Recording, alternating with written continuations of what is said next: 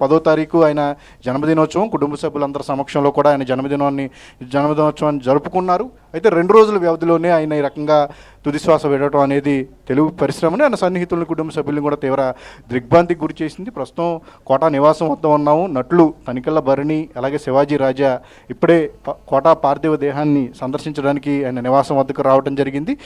ఆయనతో సన్నిహితులు చిత్ర పరిశ్రమలకు సంబంధించి హీరోల నుంచి చాలామంది అప్పటి చిరంజీవి, బాలకృష్ణ అగ్ర హీరోలు ఎవరైతే ఉన్నారో వాటి నుంచి కూడా ఇప్పుడు యువనటులు కొత్తగా వస్తున్న అప్కమింగ్ హీరోలు అందరితో కూడా కోట వర్క్ చేసిన విధానం. సో అందరిని కూడా ఎంకరేజ్ చేస్తూ కూడా యువనటులను ఎంకరేజ్ చేస్తూ తోటి నటులంతా కూడా మంచి ప్రత్యేకమైన గుర్తింపును ఆయన సాధించుకున్నారు. తెలుగు పరిశ్రమలో కమెడియన్స్ కానీ క్యారెక్టర్ ఆర్టిస్ట్ కానీ చాలామంది ఉన్నారు. సో అలాంటి ప్రతిభగల నటులందరికీ కూడా మనం ఎంకరేజ్ చేయాల్సిన అవసరం ఉందనే విషయాన్ని కోట పదే పదే ప్రస్తావిస్తూ వచ్చారు. ఎందుకంటే తెలుగు సినిమాల్లో గత 2 దశాబ్దాల కాలంలో చూసుకుంటే కనుక పరభాషా నటులు ఎక్కువ మంది బాంబే నుంచి కానీ చెన్నై నుంచి కానీ చాలామంది నటీనటులు ఇక్కడికి రావడం జరిగింది.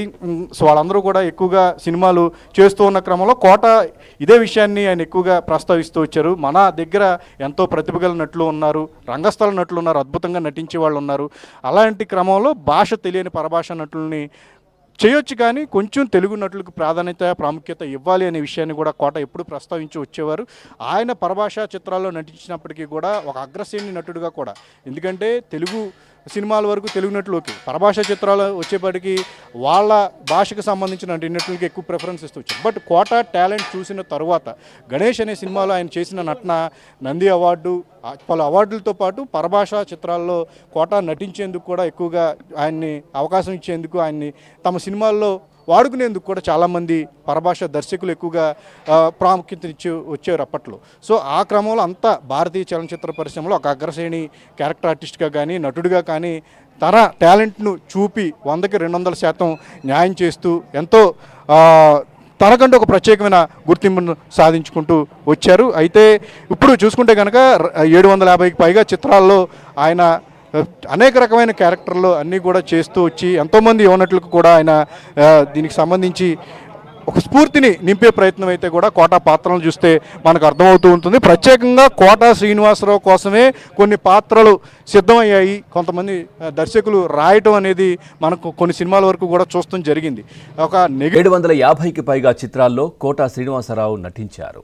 తమిళం, హిందీ, కన్నడ, మలయాళం సినిమాల్లోనూ ఆయన నటించారు. 1942 జూలై 10న కృష్ణా జిల్లా కంకిపాడులో కోట శ్రీనివాసరావు జన్మించారు. 1978లో ప్రాణం ఖరీదు సినిమాతో అరంగేట్రం చేశారు.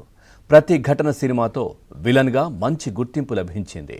1999లో విజయవాడ ఈస్ట్ ఎమ్మెల్యేగా కోట ఎన్నికయ్యారు. 2015లో పద్మశ్రీ అవార్డు అందుకున్నారు.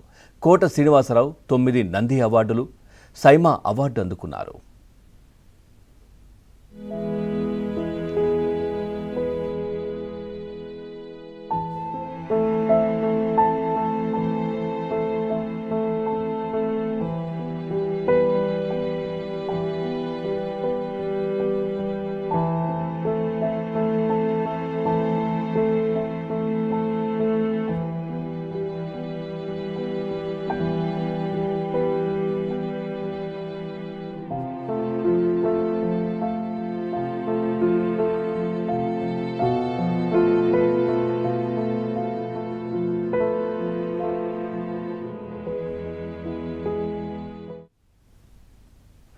ప్రముఖ నటుడు కోట శ్రీనివాసరావు కన్నుమూశారు. కొన్నాళ్లుగా అనారోగ్యంతో బాధపడుతున్న కోట శ్రీనివాసరావు తెల్లవారుజామున తుది శ్వాస విడిచారు. ఇక 4 దశాబ్దాల సినీ ప్రయాణంలో ఎన్నో విలక్షణ పాత్రలను కోట శ్రీనివాసరావు పోషించారు. ఇక కోట శ్రీనివాసరావు నివాసం దగ్గర మా ఫిల్మ్ కరెస్పాండెంట్ సృజన్ కూడా లైవ్లో సిద్ధంగా ఉన్నారు. మాట్లాడదాం. సృజన్, చాలామంది అంటే సినీ పరిశ్రమ కూడా ఒక గొప్ప నటుణ్ణి కోల్పోయింది అని చాలామంది మాట్లాడుకుంటున్నారు. చాలా సినీ పరిశ్రమ కాదు, పూర్తిగా అందరూ కూడా తెలుగు ప్రజలు కావచ్చు, అందరూ కూడా ఒక దిగ్భ్రాంతికి గురవుతున్నటువంటి పరిస్థితి. అంటే కోట శ్రీనివాసరావు నటన కావచ్చు, ఆయన గురించి తెలిసిన వాళ్ళందరూ కూడా ఏం చెప్తారు?